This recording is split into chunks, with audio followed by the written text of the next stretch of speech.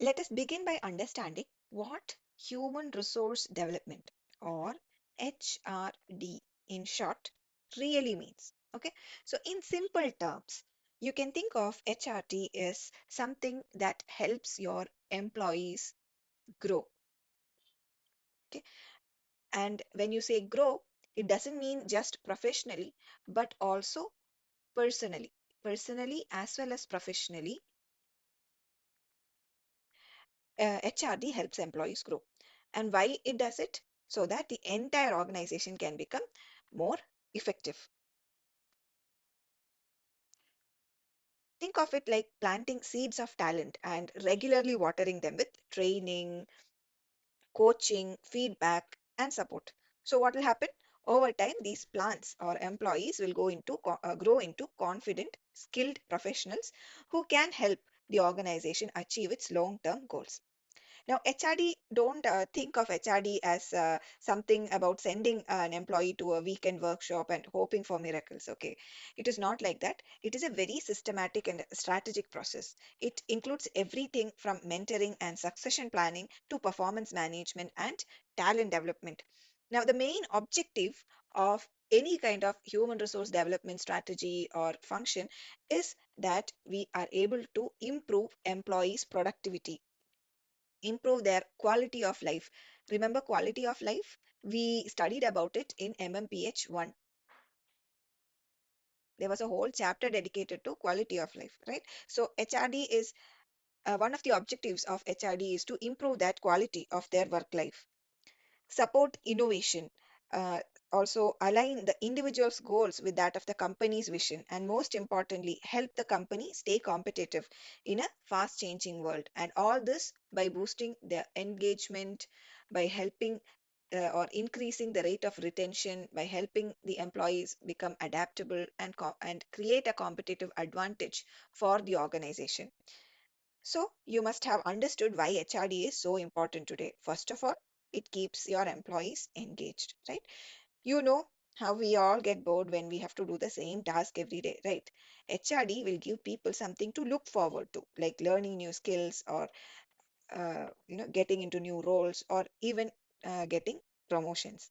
Second, it helps people upskill, whether it is learning Excel or mastering data analytics or even career shifts, like you may be in a BPO, you want to get into the tech domain. All these kind of things make are made possible through HRD. It prepares employees to perform better today and also be ready for tomorrow. One big bonus of investing in HRD is talent retention. Employees feel valued when company invests in them. And let's be honest, no one wants to jump ship from a company that is grooming them to be future leaders, right? HRD also plays a vital role in helping the organization adapt to the changes, like switching to remote work during COVID or adopting AI tools, which is happening right now, right? So let us also try to take a quick journey through the evolution of human resource development, because, like most of us, it didn't just become smart overnight. There was a learning curve there also. In the early 1900s, um, HRD was mostly about training workers to operate machines, because that was the time when the steam engine, factories, all those kind of things came into being for the first time. And then the human relations era happened, where we realized that, oh my God, employees have feelings too. Oh, oh, oh. You remember the neoclassical era? We discussed all these things in MMPH 1.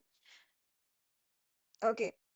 And then, so this neoclassical approach, employees are having feelings too. What a great revelation, right? And then fast forward to 1960s, 70s, and all, behavioral science also joined the chat, and it brought in concepts like motivation and performance appraisals and all. By 1980s, HRD had turned strategic. It started aligning with the business goals. Basically, HR was not just about attendance and salary slips now. It became a concept of learning organization, right? By 1990s, that is the modern organization theories happened, right? Continuous learning became a part of the culture, and now we are in the digital age. New theories are coming up.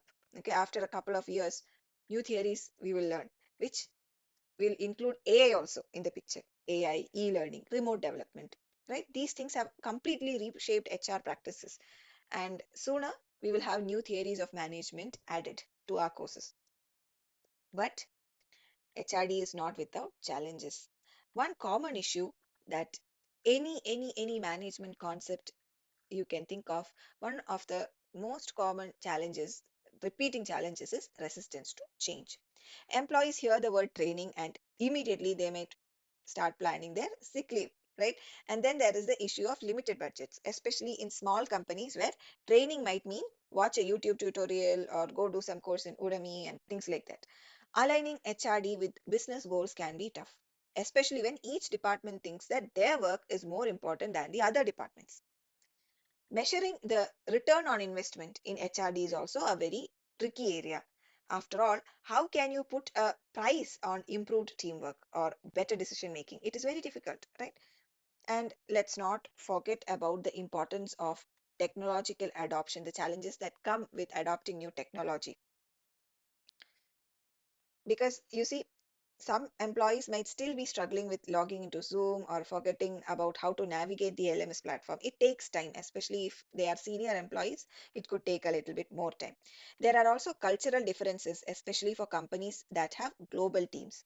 What motivates a team in Kochi may not be the same thing for someone from New York, right? Global differences are also a big challenge here. So, how do we tackle these issues, right? What are the best practices that we can do in order to tackle these challenges? First and foremost, as always, from MMPH 1, we are seeing this HRD. Just how in MMPH 1 we said that organization structure has to align with the strategy of the organization. Here we are saying that human resource development strategies have to align with the company's big picture strategy. If your business goal is to expand into digital payments, then your HRD has to focus on including fintech training and not pottery classes, correct? Second, HRD has to be personalized. Everyone learns differently. So we have to offer them a mix of classroom learning, on the job learning, and all. And we also have to promote a learning culture, celebrate people who complete certifications or share knowledge. Technology is a great enabler here. Use learning management systems or AI based platforms or even WhatsApp groups to keep employees engaged. Also, don't forget to set clear goals and measure outcomes. Continuous improvement is always the key. Okay, if one training program flops, don't just blame the trainer and leave it at that. Collect the feedback, what went wrong, and tweak your approach. What you can say, collect suggestions also. Ask what could have we done better so that you would have had a better learning experience, and accordingly we can tweak our approach. Top management also plays a very important role when it comes to human resource development. It is not enough for the HR team to do all the heavy lifting. Leaders also have to walk the talk. If the CEO never attends training but expects others to improve, it sends the wrong message. Management also need to allocate budgets, participate in mentoring, and create a culture where learning is respected. Only then you can think or you can expect that HRD can truly flourish. Now let's fast forward a little bit and look at the future trends of HRD. First of all, AI and data, right?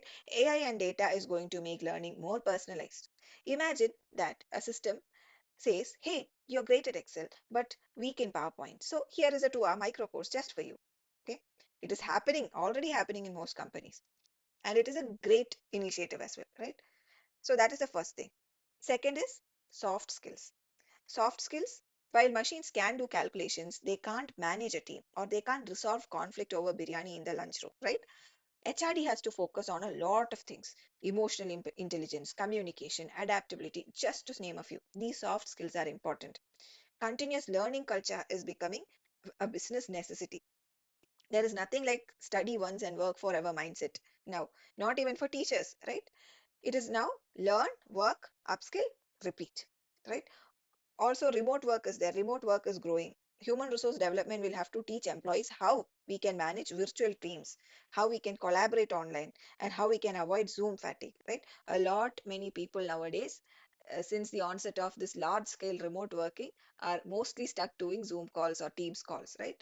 And one of the common complaints that we get is that I'm always on call. I don't have time to work after getting out of calls because it's back to back calls, and that is a very big reality these days. So how can we avoid such fatigue, right? That has to be there. It is the HRD has to come up with ideas for that.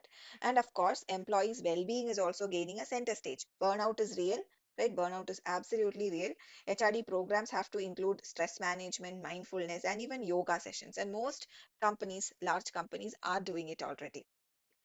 But one thing we were talking about, right? AI and data. And there is a lot of talk going around here. Job cuts are happening, and that is absolutely real. So the question here in most of our minds would be whether AI, this artificial intelligence, is it going to replace human resource development as well, right? So don't worry, we are safe. Short answer, no. AI is not going to replace human resource development altogether. But long answer, we'll have to explore, right? AI can process tons of data. It can identify learning needs and it can also suggest training modules faster than any human, right? That is a given, that is a fact. We have to accept it. And it can even run chatbots. It can automate feedback also. But is it all that HRD is about? No, right? HRD is not just about tech. It is about people. You can never replace a good mentor or a supportive manager with a chatbot. At least not yet, right? Humans bring empathy, they bring intuition, they bring emotional intelligence, something that AI still cannot do properly. Plus, HR professionals will help in conflict resolution, legal compliance, and also handling tricky workplace issues where nuance matters. So, the future is not AI versus HR, but AI with HR. Think of AI as an intern who is super efficient, always awake, but still needs human guidance. Let us consider this. Say you are running a mid-sized business and you are leading a big transformation, right? Would you include the human resource manager in your team strategy? Of course, yes, right? Why? Because it is the this human resource development manager, the HRD manager, who knows your people, what skills they have, what skills they lack, and how people feel about change. And including these HRD managers means your strategy is going to be more realistic and people friendly. At the same time, there are a few concerns also. Your HRD manager might already be stretched thin, or they may not be comfortable discussing market share or EBITDA, but with a little support, they can be valuable contributors, right? Especially when it comes to rolling out change smoothly across the company. Let us take an example and try to understand the relevance of human resource development in modern times. Let us take the example of Apple, right? Their mission talks about innovation. And without constant employee upskilling in AI, design, and UX, they cannot stand ahead, right? Or let's take another example Amazon. Their focus is on customer obsession. Their focus on customer obsession will only work because their workforce is trained in data, trained in logistics, and also service excellence. Google's vision is to make information accessible for everybody, and that is going to fall apart without a team that knows AI, that knows UX, and also data management. Take Tesla. Tesla's mission is all around sustainable energy, and that requires engineers who are trained in automation and sustainability. Even IBM says that it wants to be essential, which is the corporate lingo for we'll train our people so well that you cannot do business without us, right?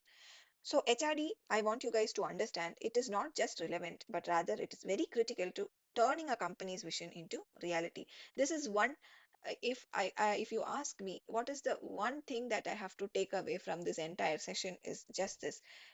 Always understand this. We are HR managers. We are studying HR as a specialization. Human resource development, the importance of human resource development when it comes to turning your company's vision or your company's mission into reality can never be ignored. Okay, so it's very important. So these are some of the major concepts that were discussed in unit 1. I hope this session was useful to you. Until we see each other in another session, thank you so much. Happy learning.